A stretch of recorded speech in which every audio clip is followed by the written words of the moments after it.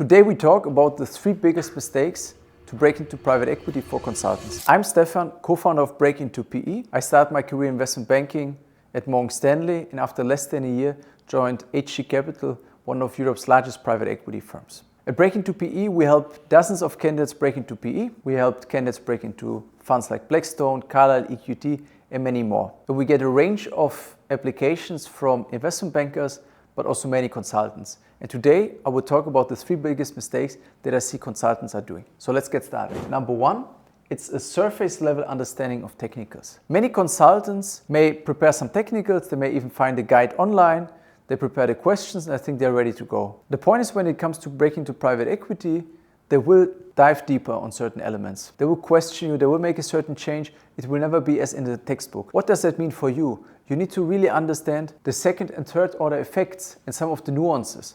So if they're question like around explaining the EV equity bridge, let's say certain basic accounting concepts and corporate finance concepts, what could change? So when you see a question, think about it. What could they change? What nuances could they incorporate?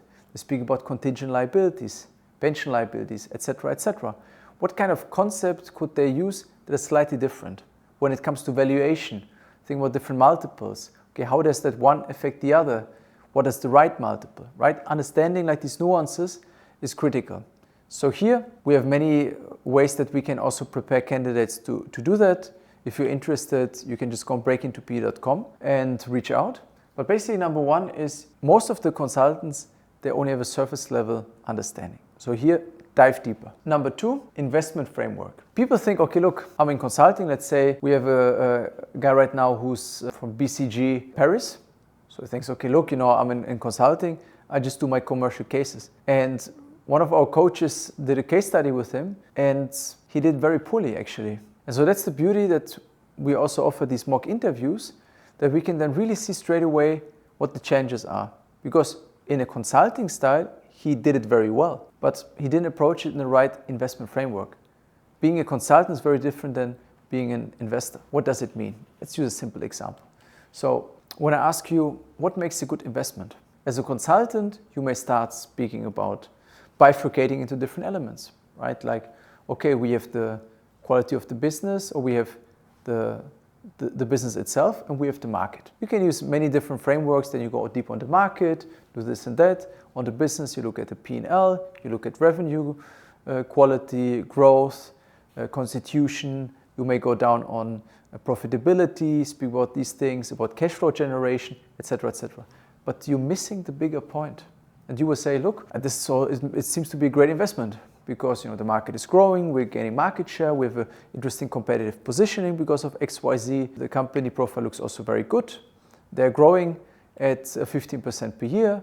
Over the last 5 years, they have a good profitability, margins north of 30%, good cash flow generation, etc. But this is not what I was asking. I was asking, is this a good investment? And a good investment is quality of the business, but then it's quality of the business in relation to price. And then number 3, you need to consider also deal structure. So think, for example, you had a fund like Bain Capital or HNF. These funds, or even HG, they are focused on high quality businesses. They want businesses that are very strong. For example, HG or funds that invest in software businesses predominantly, they will look at NRR. NRR, and they will say, look, it should be above 100%, ideally 110, 120%. But they want to focus on high quality businesses, low gross churn, recurring revenues, etc., etc. But then they're also willing to pay a higher price. But still, you don't want to overpay because the biggest mistake in private equity is paying too much for a business. And then you will not be able to recover it later on. If you overpay at the beginning, it makes it very difficult. I've seen it a couple of times. There are other funds, think of an Apollo. They're more focused on maybe distressed opportunities. Or there are some other teams maybe within even funds that focus on this. Think of Blackstone's Tech Ops team, right? So there, they don't want necessarily the highest quality business, highest quality asset. They're also happy to look at things where maybe the market is declining, where the company is maybe close to being bankrupt, where something is not working very well. But they say, actually, I can buy it for a cheap price. And that makes it very interesting. So to quote Warren Buffett, price is what you pay, value is what you get. This is the same mindset here because it's about value. And then as I said, number 3, it's also the deal structure, right? So, and this is also for these special situations type of deals is what is the deal structure that you have? What are the rights, etc., etc. And being able to articulate that in an interview is extremely helpful. And this will separate you already from 90% of the others. Because the others, they will come, just speak about the quality of the business, number one. If you can touch on the other elements, you're one step ahead. Number three, biggest mistake for consultants is they don't have a strong investment pitch. So be ready when you interview to have an investment pitch ready. At one point, sooner or later in the process, you will be asked if you have a company that you're interested in and why, or what company you would invest in if you were at that fund. There are different variations of this question, but it eventually boils down to what is a company you would invest in. And so here also Break into PE, we have our, let's say, gold standard format that we also provide to candidates, which gives a clear overview what are the things that you need to address and how you structure a good investment case. And so here the point is that you need to have it in two ways.